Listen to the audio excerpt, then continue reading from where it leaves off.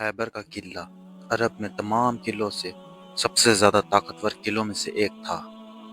عرب almost سارا ہی desert ہے، لیکن خیبر میں فارم فوڈز اور یہ چیزیں بہت زیادہ تھی جن کو پورے عرب میں ایکسپورٹ کر دیا جاتا تھا، اور اس سے جتنا پیسہ بنتا تھا اس سارے کو یہودی خیبر کے قلعے میں سیف کر کے رکھتے تھے، کیونکہ یہودیوں کو پتا تھا کہ خیبر کا قلعہ فتح کرنا امپاسبل ہے۔ مسلمانوں نے خفیہ طریقے سے خیبر کو فتح کرنے کی تیاری شروع کر دی، لیکن منافقوں نے خیبر والوں کو پہلے ہی بتا دیا کہ بھائی 1500 کی فوجی صرف تمہاری طرف آ رہی ہے، اور تم لوگ تو ویسے ہی بہت زیادہ ہو، تم تو ان کو آرام سے ہرا دینا۔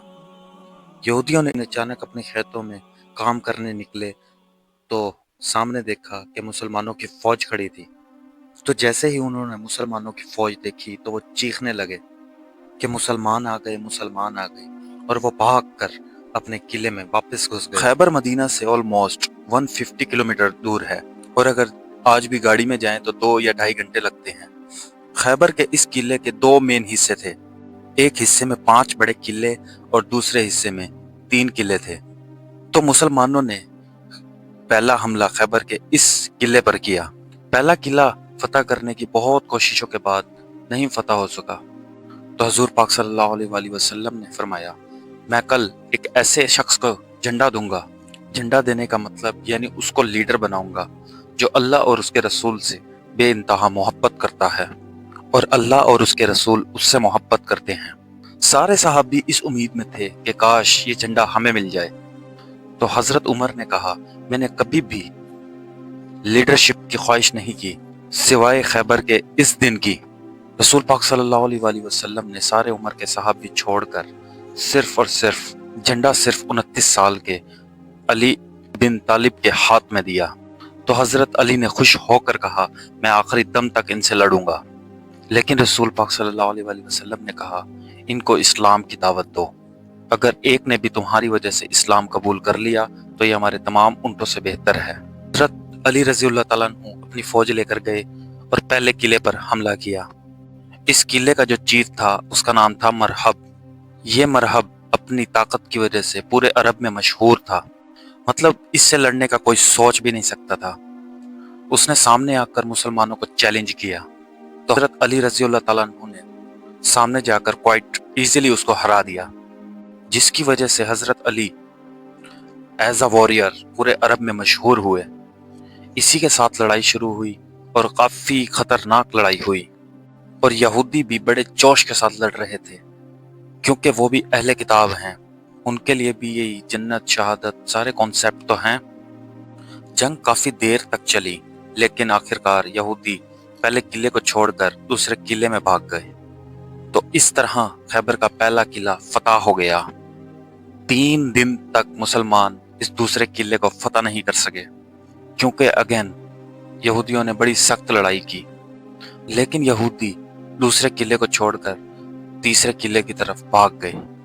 تیسرا قلعہ بھی بہت دنوں تک فتح نہیں ہو سکا، اور مسلمان حیران تھے، ہم نے تو ان کے سارے کھانے پینے کے سسٹم بند کر دیے ہیں، پھر بھی یہ باہر آ کر لڑ کیوں نہیں رہے ہیں۔ ایک دن یہودی جاسوس جو مسلمانوں کے لیے جاسوسی کرتا تھا، اس نے آ کر بتایا کہ خیبر کے یہ قلعے بہت پرانے ہیں، اور یہودیوں نے ان کے نیچے سیکریٹ راستے بنائے ہوئے ہیں، وہ اس جگہ کا یوز کر کے پانی اور کھانا اندر لا رہے ہیں۔ تو مسلمانوں نے جا کر وہ راستے بند کر دیے۔ تو کچھ دیر بعد یہودی اپنے قلعوں سے باہر نکل آئے اور مسلمانوں سے لڑنے لگے۔ باقی آپ جانتے ہی ہیں، جو بھی صحابہ سے لڑتا ہے اس کے ساتھ کیا آتا ہے۔ 3 قلعے فتح ہونے کے بعد یہودی چوتھے قلعے کی طرف بھاگ گئے۔